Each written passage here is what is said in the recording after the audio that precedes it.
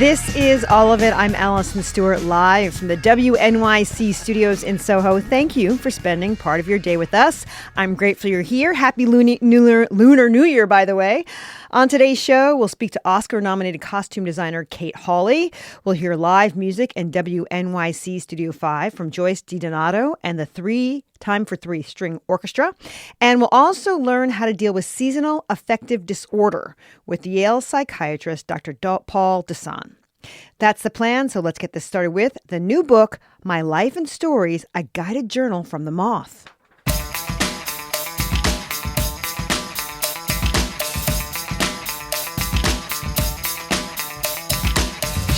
If you are someone who has thought about journaling and wants to take time to write down your thoughts, passions, and ideas, but can't seem to get started, our next segment may be for you.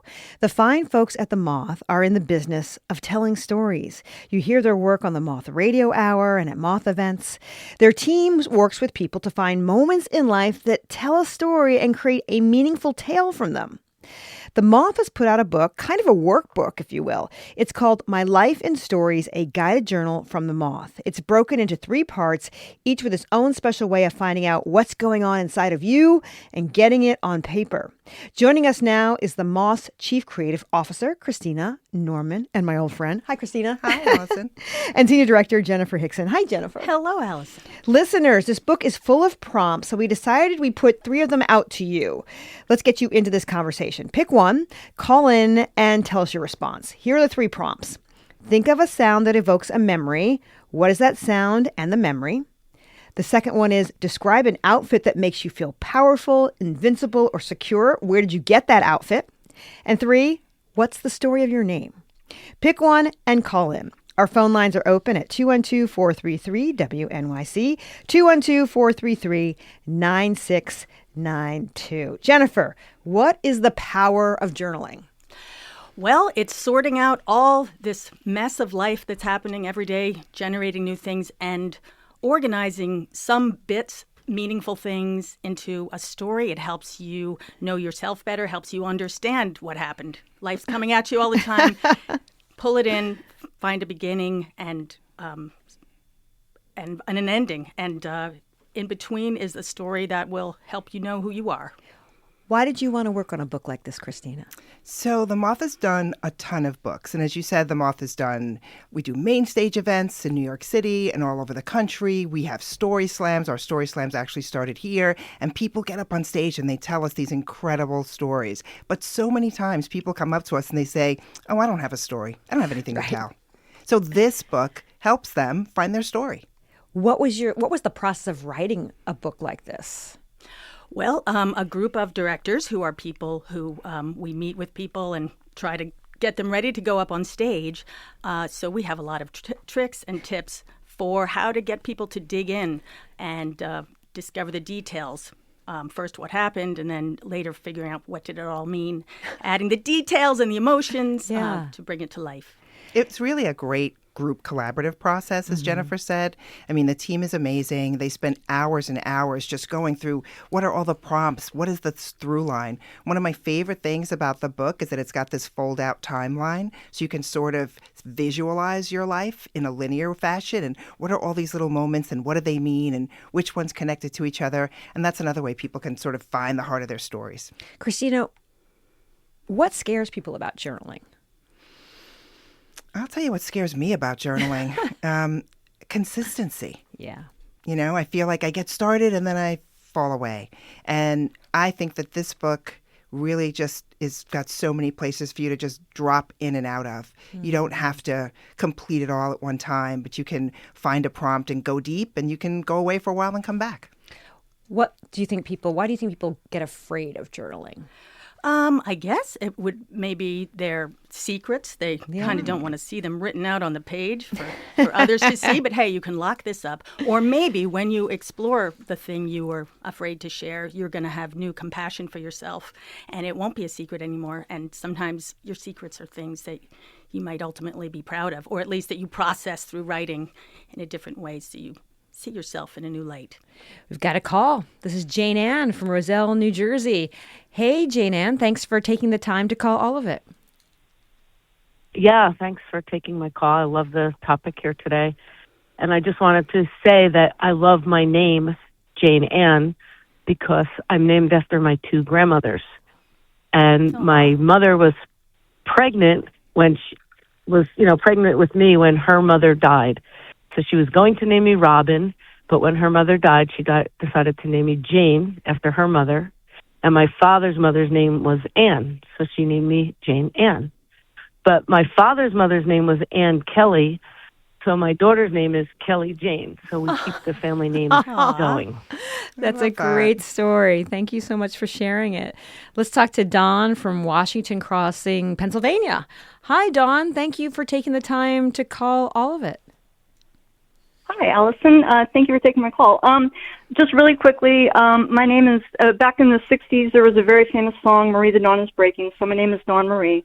But I was adopted when I was 2 weeks old, and so I went from baby girl blank, whatever my my biological name was, to now Dawn.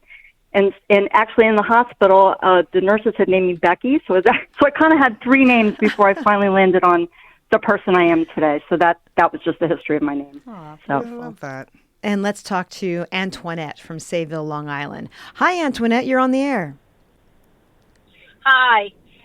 I'm doing the sound prompt. Yeah. And, I first like to say I love the Moth. I am aspired to be on one of those stages one of these years. But thank you, Antoinette. My response, my response to the sound one is the slap of this back door screen door. Is it any door? Me of summer. Oh, is it any door special that slaps? Is it a summer house or something? It's a summer house, yeah, on the beach. Who's coming in? Well, you're going out. You got to go. You're going to go to the beach. Oh, wonderful. Thanks for calling in. Spoken like a true professional. You wanted to get more out of her. We are discussing the book, My Life in Stories, a guided journal from the Moth. It's a book with 150 prompts to help you find your stories. My guests are Moth's Chief Creative Officer, Christina Norman, and Senior Director, Jennifer Hickson. When people come to you with the Moth with an idea for a story, how do you help them draw it out? I saw you do that a little bit with our last caller. Yes. Well, there are many, many questions, and also a sense of comfort. And careful questions back that help dig in. And those questions are in this journal. Things we might ask somebody: walk into your childhood bedroom. What do you see? What's on the walls? Kind of to put you in the mood if you're telling a story at that period, from that period of your life. And there's trust built between the storyteller and the coach. But in this case, with this journal, you're coaching yourself through the prompts in the book. What have you learned, Christina, from watching people at the Moth as they develop their storytelling? What have you learned from them? Oh, God, so many things, but that people are so brave and so willing to be vulnerable. And as Jennifer was saying, when you peel away some of the things that scare you, what you can really find that's inside. And I am always impressed and amazed that people are willing to stand up on a stage in front of strangers and share intimate moments, to process things themselves, to make people laugh, to be part of humanity. And you always see that there is so much more that connects us than separates us. And there's nothing better than seeing that look of recognition in the face of someone who's listening to a story or leaning forward for a beautiful moment from a storyteller. Listeners, let's get you into this conversation. We have 3 prompts from the book, My Life in Stories. Pick one and call in and tell us your response. The 3 prompts are: think of a sound that evokes a memory. What is that sound? What's the memory? Describe an outfit that makes you feel powerful, invincible, and secure. Where did you get that outfit? And then the third one is, what's the story of your name? Pick one and give us a call. 212-433-9692, 212-433-WNYC. Christina, Where did these prompts come from? There's 150 of them in the book. Oh my God, these people are amazing. As Jennifer said, the director team that worked on this, and I got to just, shout them out, Meg Bowles, Jennifer Hickson, who's sitting here with me today, Larry Rosen, Michelle Jalowski. They came together and just dug through all of them. There are so many things that we've seen in the past, so many different ideas that people have, so many places you've seen stories spark from. So those details that Jennifer's talking about, all the things that inspire a story yourself, the simplest things. What's in your name? What's a place that you love? Jennifer, let's talk about sound number 1. Think of a sound that evokes a memory. What's the sound and the memory? How does a sound affect the way we write? Well, sounds would typically put you in the space, right in the space where something happened. When I heard that back door slam, I heard seagulls, and that it brings a great sense of place. And setting is one part of a story. Where were you? Let's take number 2. Describe an outfit that makes you feel powerful, invincible, or secure. Where did you get that outfit? What does an outfit tell you about a moment? An outfit. Well, in this case, we're asking you what made you feel like $1 million. Yeah. So I think there's definitely a story after that, because if you wore the outfit and nothing good happened, then probably you're not going to remember that outfit in a positive way. So where were you going? Who were you going to meet? What happened as a result, perhaps, of this outfit? Did you get the job? Did you have a wonderful date? Christina, the third one we have is what's the story of your name? This seems to immediately have a story attached to it. But how do you take it past, my name is David, and so I'm David Jr. because my dad was David? Well, I love what the caller said, too. She talked about her grandmothers that inspired her name. And they're not here anymore. Her grandmother died when she was being born. So there's a story that, how did you process that grief and turn it into something beautiful and wonderful? So I think that that's a great way in. And I think it's also very disarming for people to talk. It's an easy way for people to talk about themselves. Who am I? Understanding that piece of identity, that basic piece of identity is a great way to get into more story. Let's take a few more calls. Ahmed is calling in from Suffolk County. Hi, Ahmed. Thank you for taking the time to call all of it. Hi, good afternoon. I was just talking to the guys over there. When our daughter was born, right, and she was the first one, so me and my wife was thinking what kind of name we're going to give her. And she's like, oh, why can't you name her with my grandma's name? And I'm like, I said, how about my mom? So we was fighting, like, okay, we're not going to do this one. So we sit down, and then we're trying to put these two names together. So my mom's name is Kay, and then my wife, mom name is Sal. So what we do, we put Sal K. So now, on our name, my name is Sam, and then my wife's name is Saidatu. So we put the two names back again, and my daughter's name is Samdatu, which means my wife's name and the two grandma's names. So our name is Samdatu. What a beautiful name. Thank you for sharing that. Let's talk to Margot in Manhattan. Hi, Margot. You're on the air. Hi there. How are you? Doing well. My name is obviously Margot, and it's objectively a good name. But I was named after a Max, and my mother was named after a Max. Her name was Myrna. And I asked her when I was a kid why she didn't name me Maxine, because I thought it would be really cool to be, known by Max or Maxie. And she said, my mother couldn't do it to me, so I couldn't do it to you. And I thought that was kind of sad because her maiden name was Diamond, and I'm a writer, and I wanted my, possibly nom de plume to be Maxine Diamond. Oh. And my cousin, who is also a writer, I mentioned it to her once, and she actually did use that name for a while, which I love because it kept it in the family. But I think the biggest problem was that during the 80s, Margot was always the villain on all the soap operas, so it kind of took on a negative connotation. And also, as a side note, one of my personal goals is to participate in a Moth event at some point before I die. Come on down to a slam. Absolutely, we got you. Margot. You're on your way. Let's talk to Rachel in Nyack. Hey, Rachel, what sound is on your mind? Hi. I also hope to be on the Moth one day. But my sound, I grew up the only house in the middle of the town field. and my sound is the sound of the fire horn in our town. And that fire horn told us three things. It told us whether it was an ambulance by two horns, a fire for three horns, or it was time to be home because it was 6 p.m.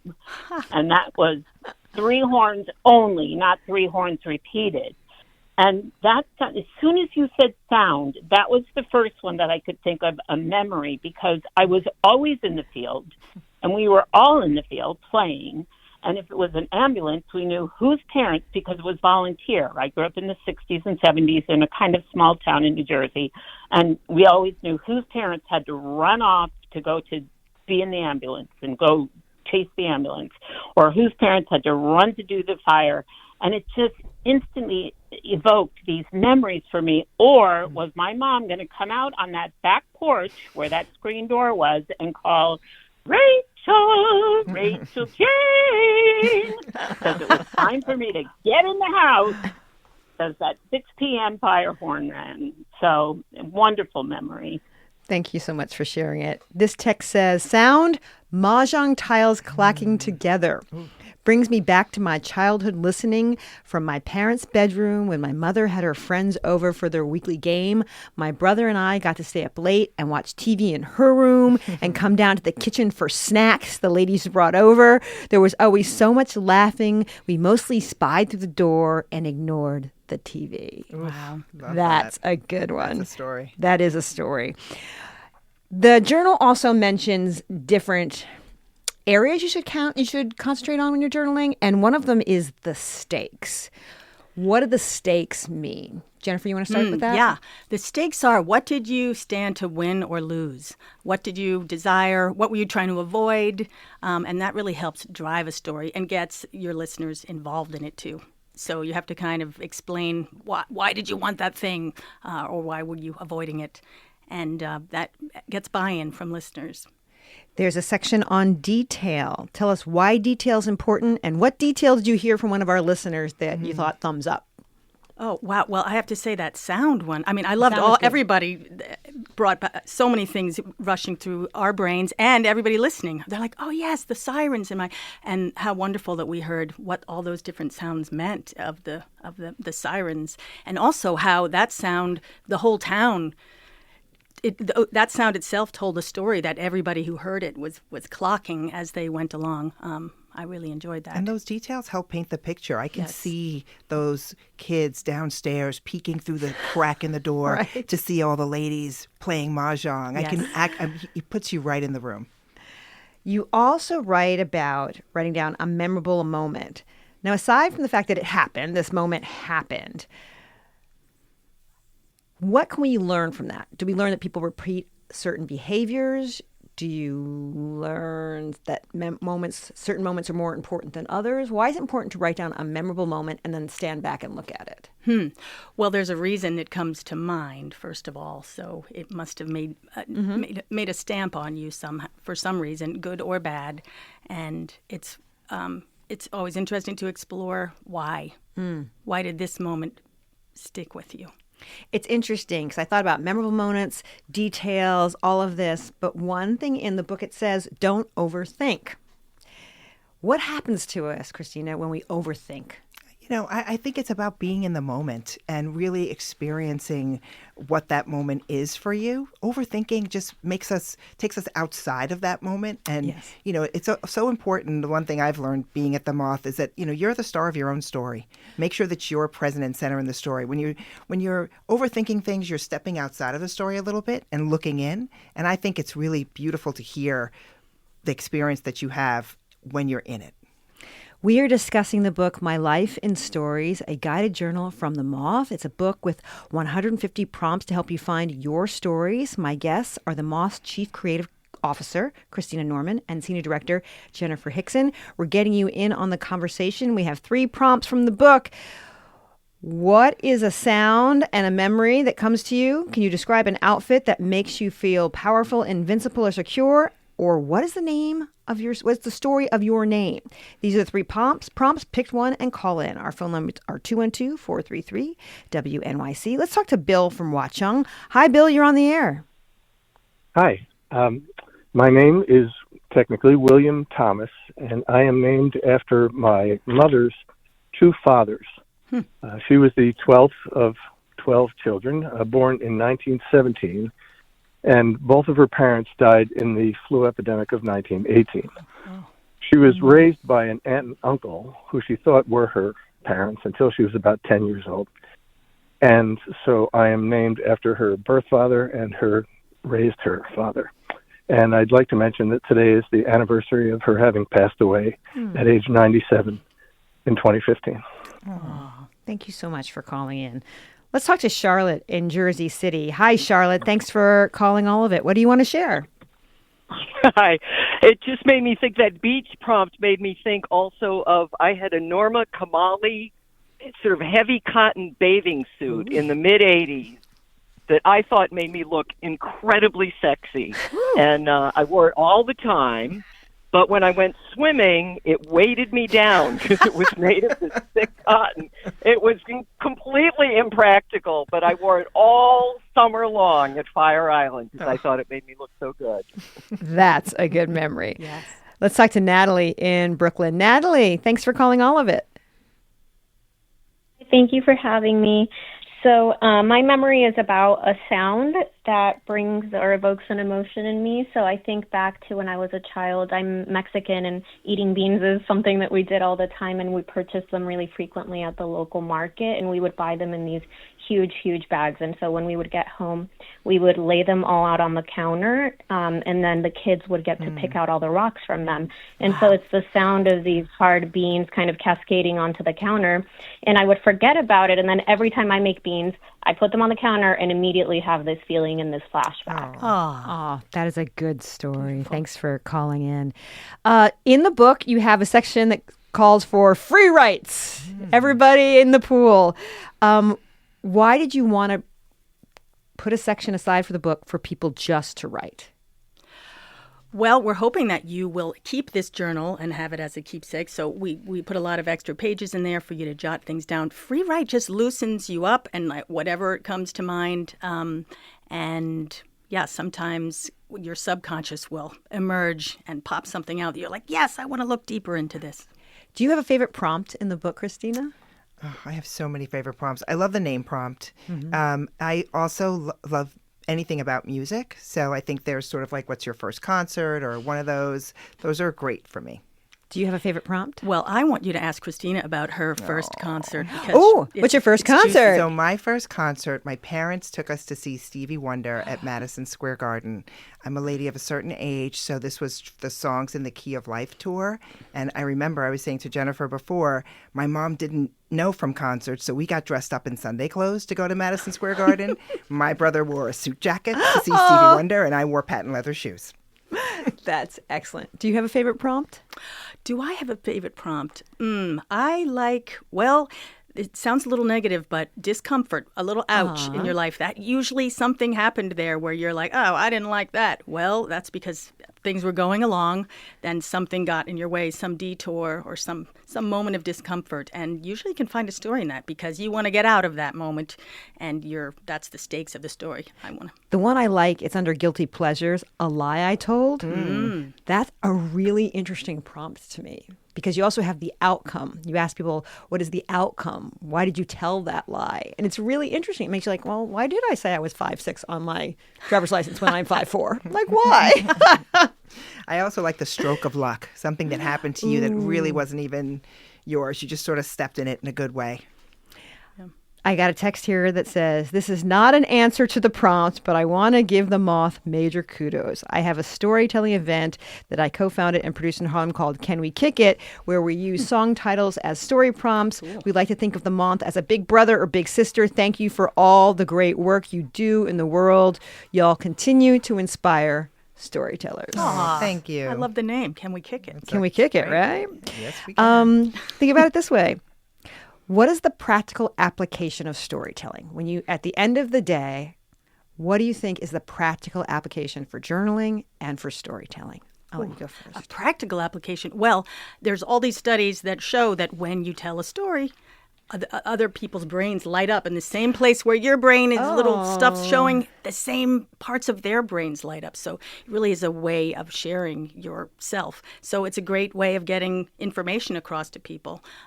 If you need to say you had something practical, I need to get across safety measures in case of a fire. Somebody could tell a personal story about a fire they escaped, and that will stick in people's brains a lot. It's much more sticky when there's a story attached. The book is out today. Anything else I should know that's happening over at the Moth? Oh, funny you should ask. On Friday night, we have our New York premiere of our main stage spring season. It's up at Aaron Davis Hall. I think there may be still a couple of tickets. Our theme this season is American Dream. So we are looking at all of the dream and the nightmare, the dream deferred. We've got 5 amazing storytellers taking the stage, including Yusuf Salam, the city councilman. And it's going to be a great night, so come on up. And pick up the book. It's called My Life in Stories, a guided journal from the Moth. Thanks so much to Chief Creative Officer Christina Norman and Senior Director Jennifer Hickson. It's really nice to see you. Thank you. Thank you so much, Allison.